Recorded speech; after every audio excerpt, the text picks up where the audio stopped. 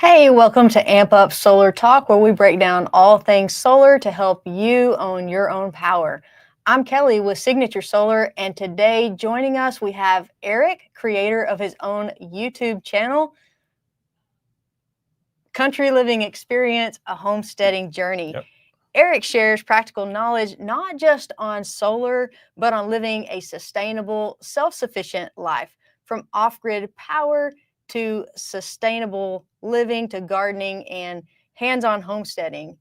His deep dive into DIY solar led him to discover Signature Solar, and today he's going to share his journey on what he's learned using a variety of solar components. And if you want to join in the conversation, be sure and drop your questions in the chat, and we'll try to get to as many as we can. Eric, welcome to the show. Thank you. We're so excited to have you here. Thank you. I'm excited to be here. I really appreciate it. And it's nice to finally meet you. Yeah. I've seen a lot of your videos, which are fantastic, by the way. Thank you. Yep. You've inspired me along the way as well. So watching your videos, it looks like you've been making videos, been on the homesteading journey for almost 10 years now. Yeah. And it's been really inspiring to watch your videos.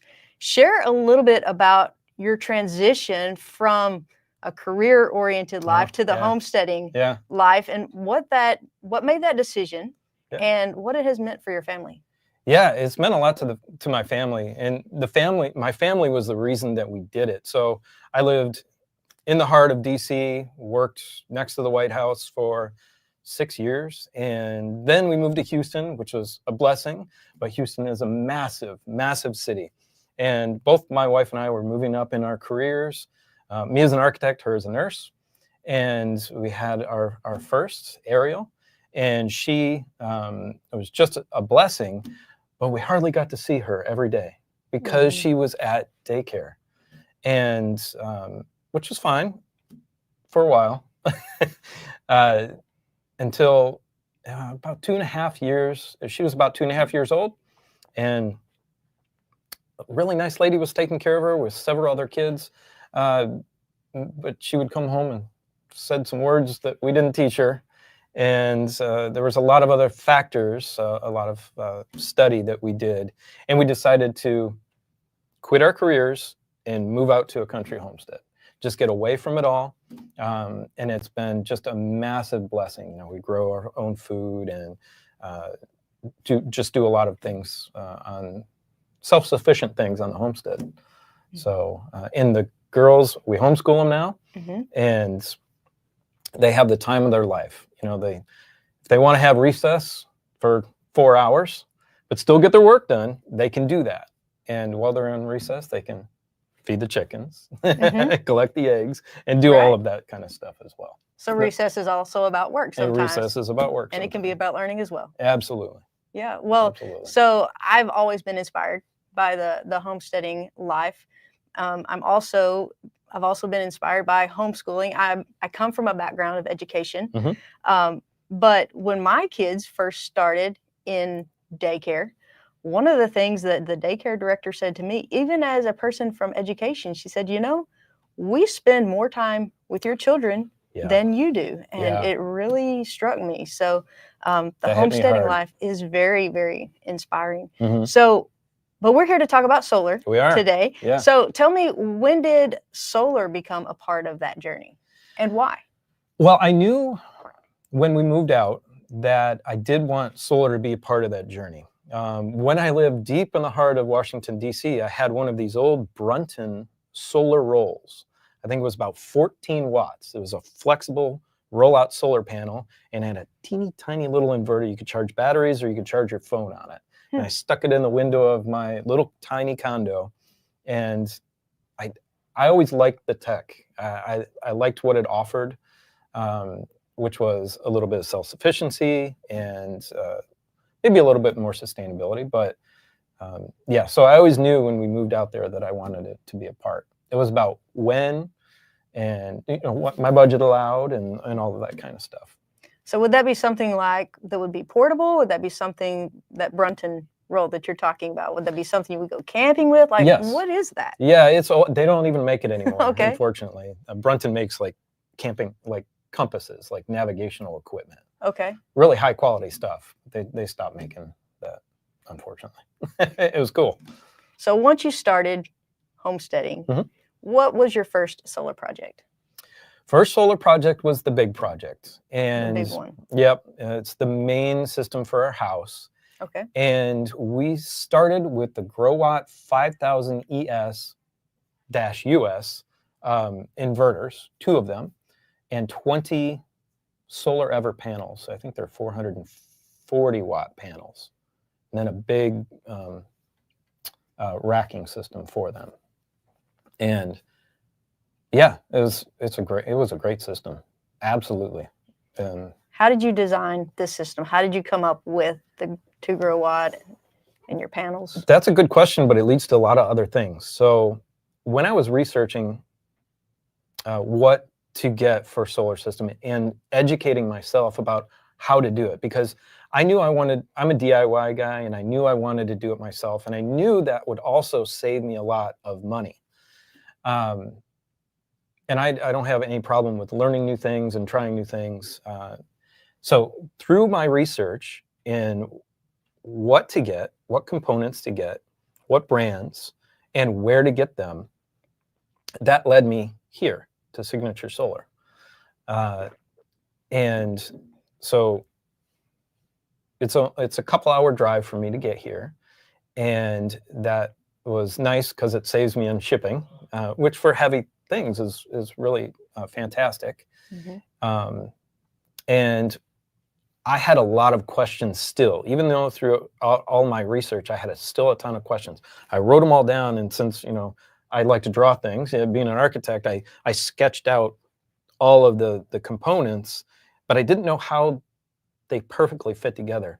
I came up and I talked with John Showalter, James's brother, who used to work here, and he was so gracious. He sat down at the table with me for like 40 minutes, and we just went through, and he's like, yes, do this here, and just do that there, that there.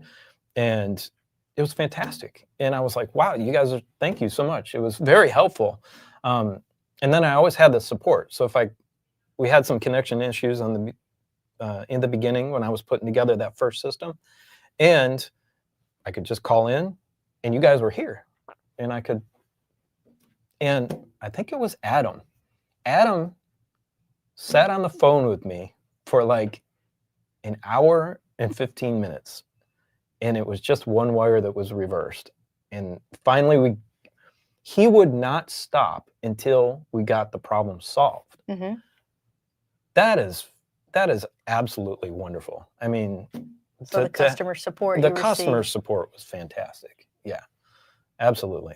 So nice. Did you already have background in electrical knowledge? That's a great question. No.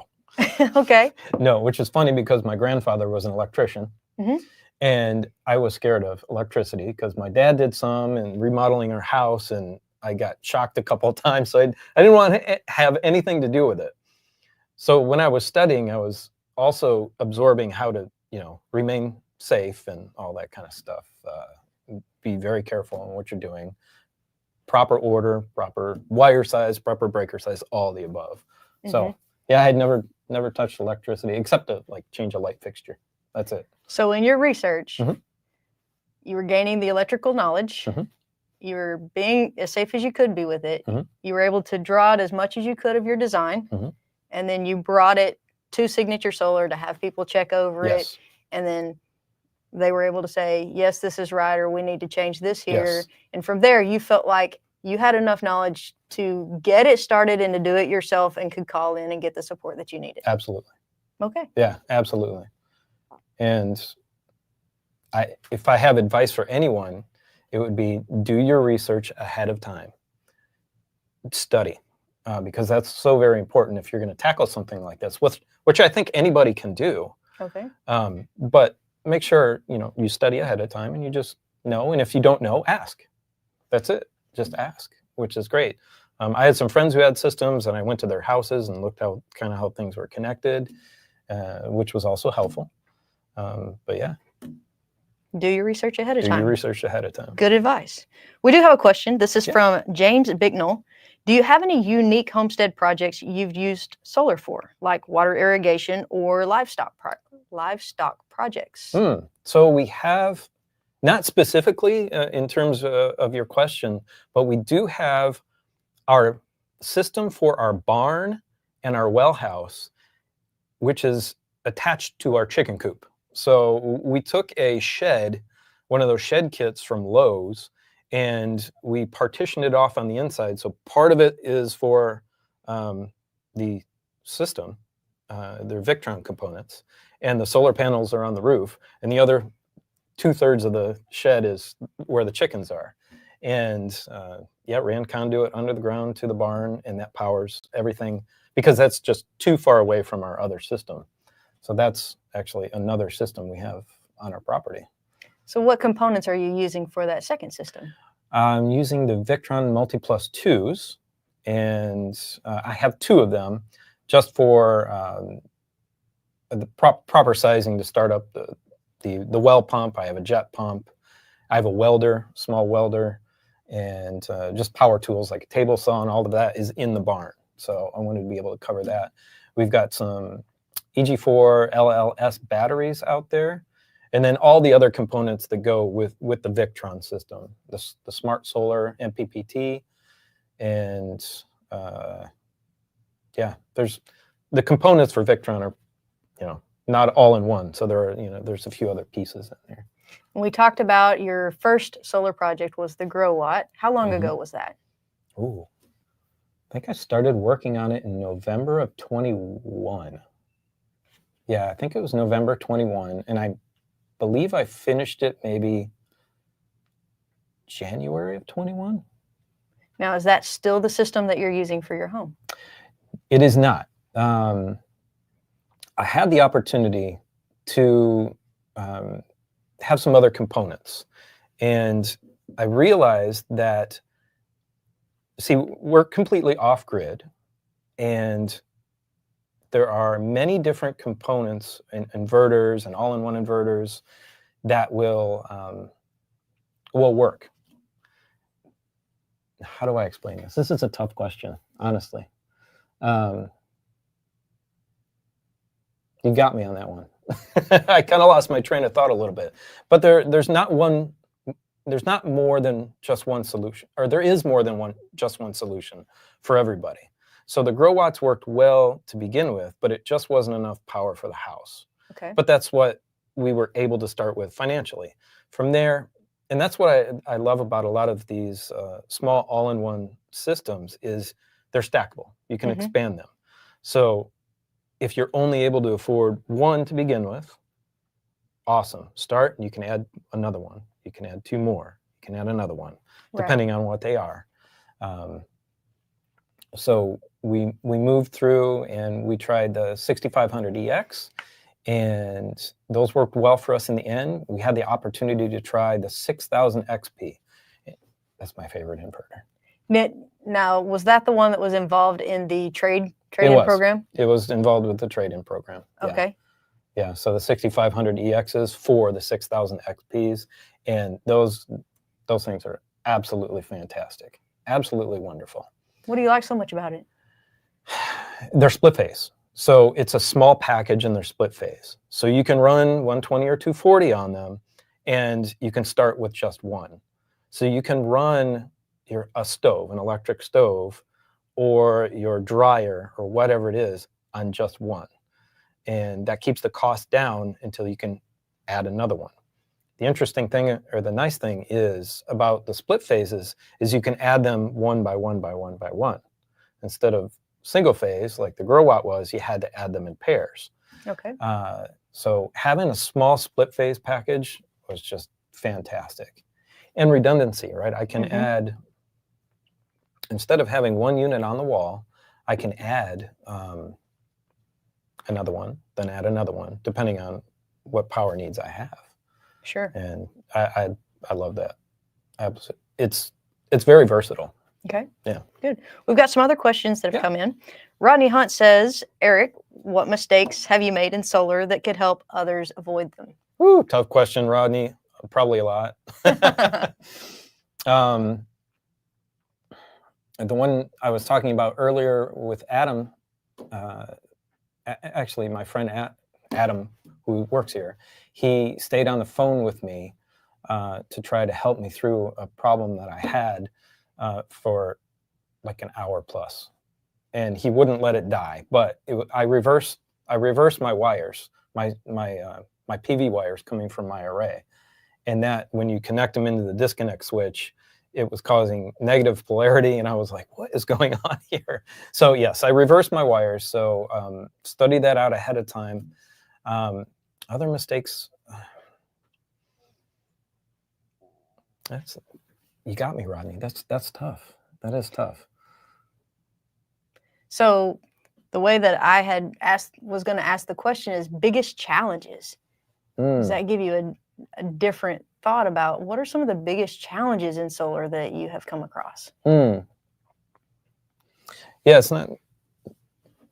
That's a great question too. The biggest challenges I've had are communications.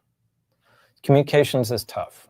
Between batteries, between inverters, getting the right language between the two, doing firmware updates to get them to talk to each other. That's been a challenge, and it's not just a challenge with one brand. I've actually had that same challenge with all of them. Do you think that's a challenge because of the manuals not making it clear, or why do you think, like, how could that process be easier? Is it because of the brands making it easier, or getting brands that work better together? I think as the technology advances, because from my understanding, older systems, like the old lead acid with the Outback brand inverters, there was no communication there at all. But now each company has different types of communication, different firmware, and some talk to each other and some don't. There's not like a universal language for them all to talk to each other. So you have to understand ahead of time what brands work with what other brands. If you're going to get a different brand of battery, say it's a Pites battery or an LG battery or an EG4 battery, and will it talk to my inverter, and how seamless is that communication? So if you want to make this easy and you're getting into solar, check your compatibility. Check your compatibility, yeah. And many companies can help you if you call in with that compatibility, but I know that's a question that the guys here, you guys can easily answer for anybody, depending on what they have, what components they have. Okay. Yeah. James Bicknell wants to know what your thoughts are on the new EG4 Boss Box. The Boss, that thing is cool. It's I've just seen pictures of it, and it looks like just a great idea. And I believe isn't it NEMA 4 rated, so it can go outside? I think it's exterior. It can go outside, but all the components have to be within. Yeah. Okay. I gotcha. Yeah. All these innovations for right now, we're out of space for batteries or for other things in our small solar room at our house. So we've gone outside, and the Boss Box is another iteration of being able to go outside and save space in your home. Some people say inverters are loud. I don't think they're that loud, but if it's right in your living room, then maybe it is. But if it's outside, you're not going to hear anything. So I think it's a cool product. Yeah. Okay. Runaway Parents wants to know, if you knew then what you know now, what would you have done differently? Oh. You guys have good questions. And they're tough. They're tough. If you're thinking off the top of my head, what would I do different? Put in a bigger array.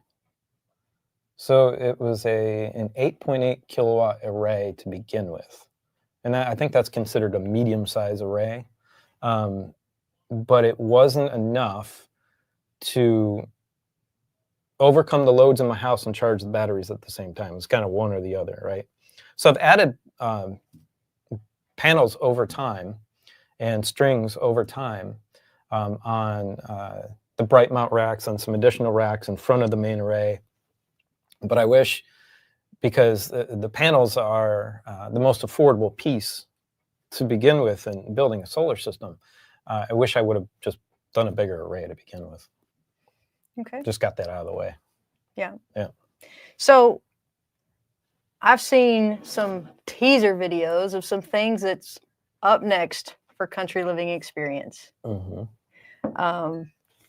Do you have any exciting solar projects that videos lined up that we can look forward to seeing? You have shown us some new projects, some new products that you're using to expand your system. Yeah. Not only solar panels, but going outside of your solar room. Yeah.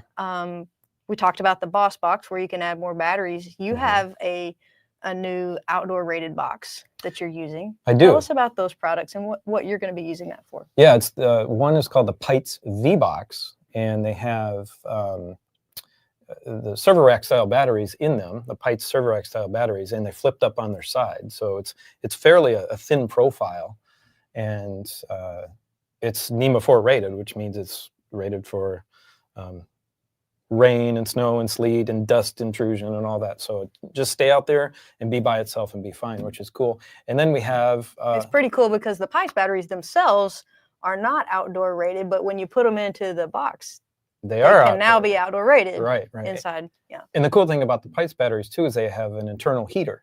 So in the wintertime, you don't have to worry about it because the lithium iron phosphate technology needs to stay at a certain temperature. So they have heaters in them, which is cool. And then we're pairing that with the Flex Boss, which is also outdoor rated. And so all that can stay outside, and I can maybe expand my canned food section in my solar room. Nice. Along with all of the batteries that are in there right now. So it's a nice little extension. And we've already done an introduction to it. Now I'm going to be doing a wiring video for all of that. And then on top of that, the Flex Boss can take up to 21 kilowatts of solar into it. It's a long way from your 8.8 kilowatts. It's a long way from the 8.8, absolutely. And so we need to add more panels. Well, we've got another option for that, which is something called the Integra rack, which is nice because it's movable if need be, and you can ballast it, and it's solid. And so that's really nice for off-gridders who may need to, they're starting off, maybe they're building an off-grid cabin, but they set up their solar first to maybe power their tools or whatever it is. So they're building their cabin, and yeah, it's very helpful. It's a cool thing. But also in the future, I do want to build on our property a little, I guess you would call it a mother-in-law suite, but it'd be for my mom. So it's not my mother-in-law, it's my mom. And maybe my mother-in-law when she comes to visit. But just a little off-grid cabin. And it's going to be, several hundred yards away from our array. So I can't really connect the solar to that without astronomical wire costs, right? And I wouldn't do that anyway. So that small cabin, I will also be adding a system to in the future. So lots to look forward to. Lots to look forward to, yeah. All right, we'll be watching for those videos coming out. Yeah. Well, Eric, thanks so much for being here today. We appreciate you sharing your journey with us. And it's really awesome for you to be sharing all of the homesteading stuff with us and all that you're learning along the way and your passion for that.